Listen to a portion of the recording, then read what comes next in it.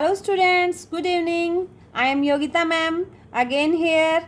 तो सबसे पहले तो आप चैनल को लाइक, सब्सक्राइब और शेयर जरूर कीजिए ताकि आपकी सभी फ्रेंड्स की मदद हो सके।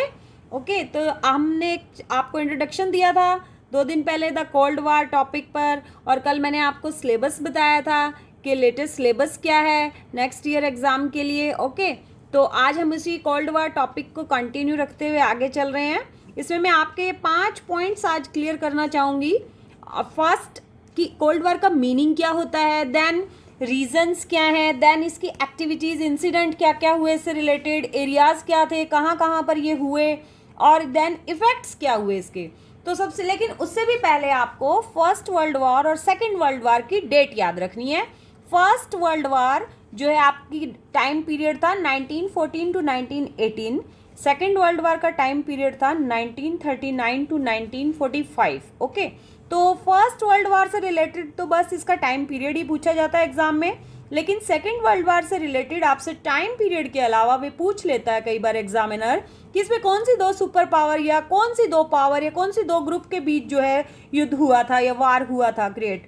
तो इसमें बेटा दो पावर थी, allies power and axis power. Allies power में थे USA, France, Britain and USSR. Okay, ये आप जानते ही होंगे, आपने 10th क्लास में भी पढ़ा होगा।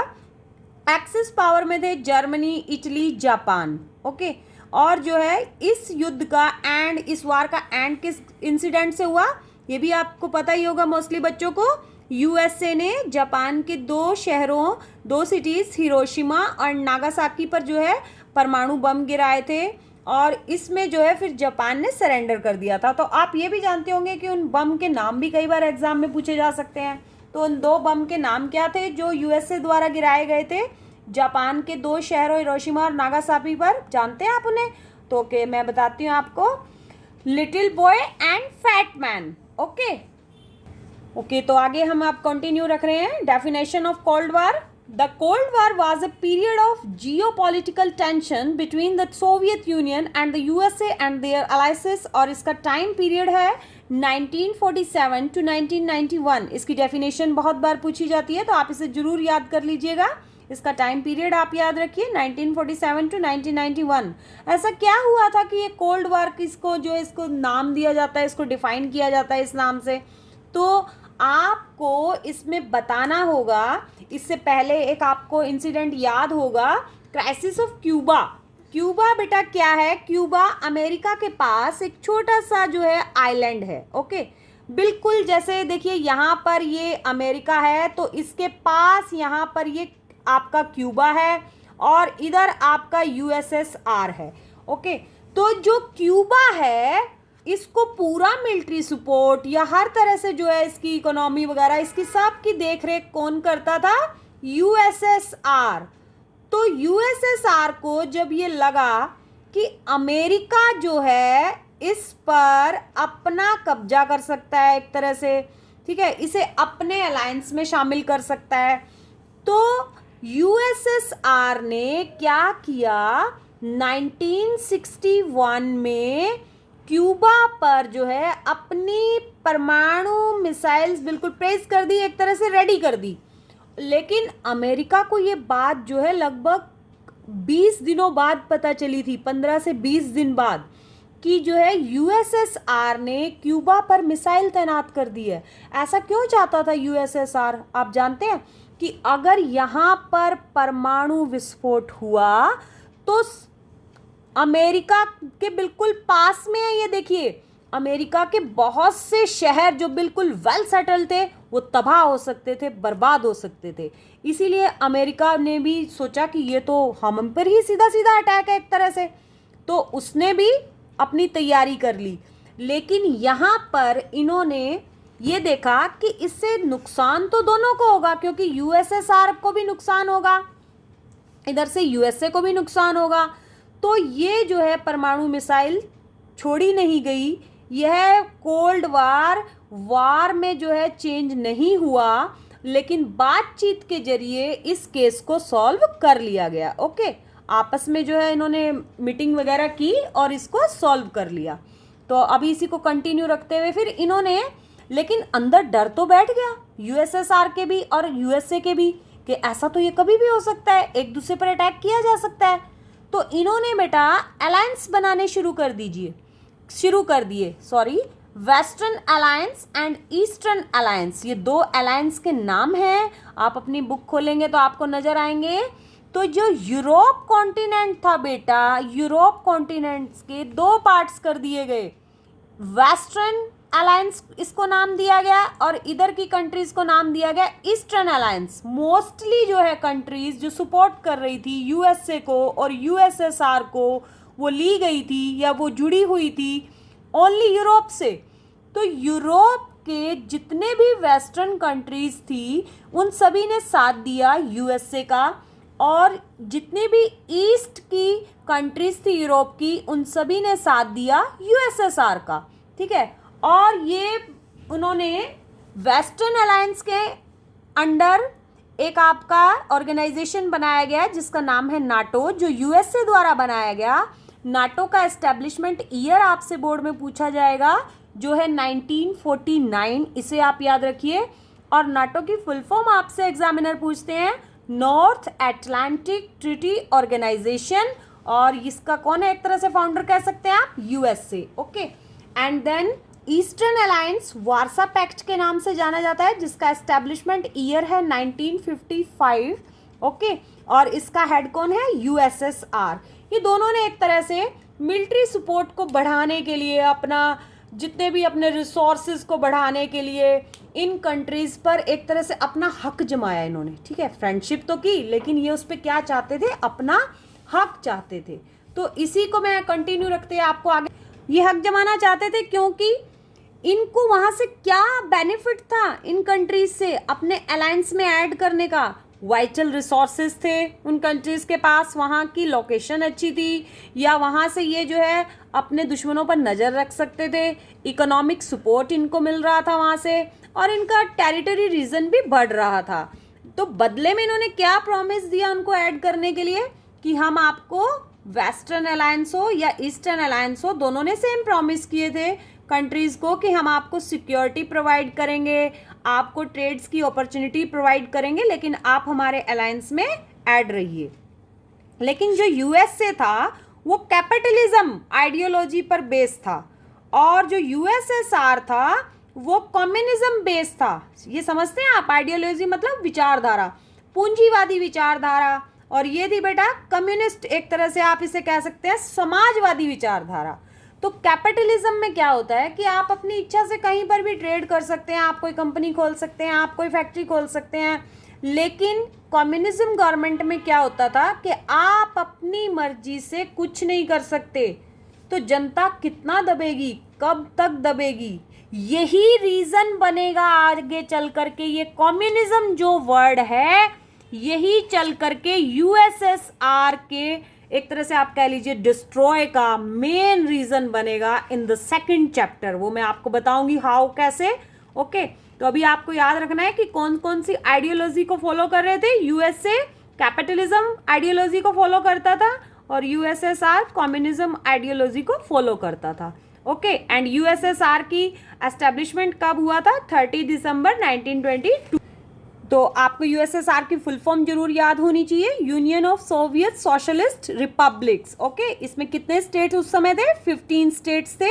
एंड सबसे पावरफुल कौन था इनमें, इनका हेड एक तरह से आप कह लीजिए रशिया था।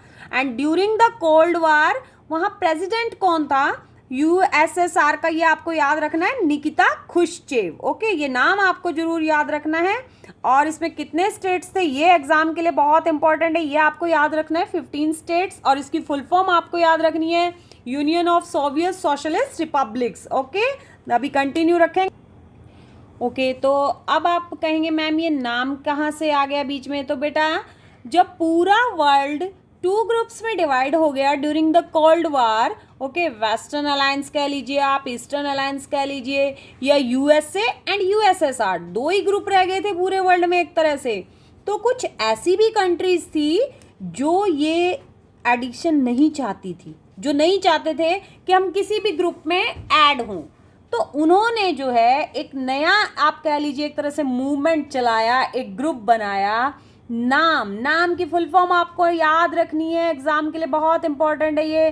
Non alignment movement. ओके, इसकी फुल फॉर्म आपको याद रखनी है। तो इसकी फर्स्ट मीटिंग कहाँ हुई थी?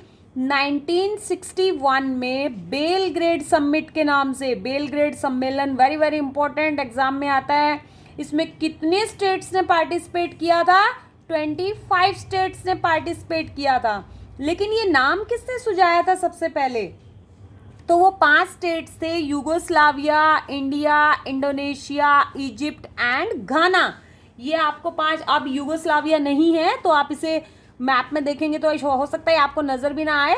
तो आप जो है एक तो नाम की फुल फॉर्म याद रखिए, देन आप याद रखिए कि फर्स्ट किन 5 ने मिलकर ये डिसीजन लिया था? Yugoslavia, India, Indonesia, Egypt and Ghana. ये 5 कंट्रीज के नाम आपसे जरूर एग्जामिनर पूछता है बोर्ड में। और देन इसका फर्स्ट समिट कब हुआ था? वो हुआ था बेटा 1961 में, बेलग्रेड समिट इसे कहा जाता है। एंड इसमें कितने स्टेट्स थे? 25 स्टेट्स थे, जो कि अफ्रीका से और जो Africa continent and Asia continent and Latin America से रिलेटेड थे। ये सभी समर्थन कर रहे थे, सपोर्ट कर रहे थे नॉन अलाइनमेंट मूवमेंट को। रीजन वाई, क्यों? क्योंकि ये भी जो है अभी रिसेंटली जो है ये एक तरह से आप कह सकते हैं इन्हें फ्रीडम मिली थी। जैसे आप इंडिया के बारे में तो जानते ही हैं, इंडिया को अभी देखिए 1961 से 1947 में इंडिया को फ्रीडम मिला था। तो कितने ईयर हुए थे? अभी 10-15 साल के अंदर का ही टाइम पीरियड था। ऐसे ही बेटा ये भी थे, तो ये भी हाल ही में आज़ाद हुए थे। तो ये नहीं चाहते थे कि हम दोबारा से किसी ग्रुप में शामिल हों और वो ग्रुप हार जाए तो हम फिर से गुलाम बन जाएं। तो ये नहीं चाहते थे फिर से गुलामी। ओके, इसीलिए इन्होंने नॉन अलाइनमेंट मूवमेंट को सपोर्ट किया। और जो है इसमें क्या होता है कि हम जो है किसी भी ग्रुप में शामिल नहीं होंगे, कि हम जो है युद्ध को, ना हम युद्ध करने के फेवर में हैं और ना हम युद्ध ना करने के फेवर में हैं, ठीक है, लेकिन हमें इन अलायंसेस से दूर रखा जाए। ये इनका मेन पर्पस था नॉन अलाइनमेंट मूवमेंट का। ओके स्टूडेंट्स, तो एंड ऑफ कोल्ड वार पर हम आए हैं अब कि ये जो, अगर ये कोल्ड वार ही था, ये किसी वार में चेंज नहीं हुआ, तो फिर तो बातों की लड़ाई का तो एंड तो होता ही है ना, फिर बातों से ही। तो ऐसे ही एंड किस इंसिडेंट से हुआ था, ये आपसे पूछा जा सकता है एग्जाम में। तो जो है ये 15 स्टेट्स यूएसएसआर में टोटल थे, ये आप जानते हैं। तो सबसे पावरफुल कौन था? रशिया। तो रशिया सबसे पहले जो है 1991 में अलग हो गया। तो बाकी के 14 स्टेट्स भी अब अलग अलग होना चाहते थे, सबको अपना फ्रीडम प्यारा था। और आपसे एग्जामिनर ये भी पूछेगा कि जब रशिया बिल्कुल अलग हुआ तो इसका फर्स्ट प्रेसिडेंट कौन बना था? Boris Yeltsin. नाम याद रखेंगे आप, बोरिस येल्त्सिन। ये रशिया के फर्स्ट प्रेसिडेंट थे। ओके, लेकिन इससे पहले भी एक इंसिडेंट हुआ था जिससे लोगों को लगा था, या पूरे वर्ल्ड को लगने लगा था कि अब जो है कोल्ड वार का एंड होने जा रहा है। और वो जानते ही होंगे आप इंसिडेंट क्या था, अगर आप चैप्टर पढ़ते हैं थॉरोली तो 1989, ये ईयर याद रखिए। Berlin, wall of Berlin, Berlin में बेटा एक दीवार बनाई गई थी जिसने जर्मनी के, ठीक है, जर्मनी कंट्री जानते ही होंगे आप, जर्मनी को 2 पार्ट्स में डिवाइड कर दिया था। जैसे ये जर्मनी है आपका, तो इसको बीच में दीवार बनाई गई थी, इसको 2 पार्ट्स में डिवाइड किया गया था, पूर्वी जर्मनी और पश्चिमी जर्मनी, ठीक है जी, ईस्टर्न एंड वेस्टर्न। तो ये जो है दीवार आपकी कोल्ड वार का सिंबल थी, कि यहां से ये शुरू हो गया कोल्ड वार। 1961 में ये बनाई गई थी और 1989 में बर्लिन के लोगों ने इस दीवार को तोड़ दिया, डिस्ट्रॉय कर दिया। ये ईयर आपको याद रखना है, ये ईयर आपको याद रखना है स्पेशली। ओके, 1989 में बर्लिन की दीवार को तोड़ दिया गया और उसके 2 सालों बाद ही 1991 में क्या हुआ?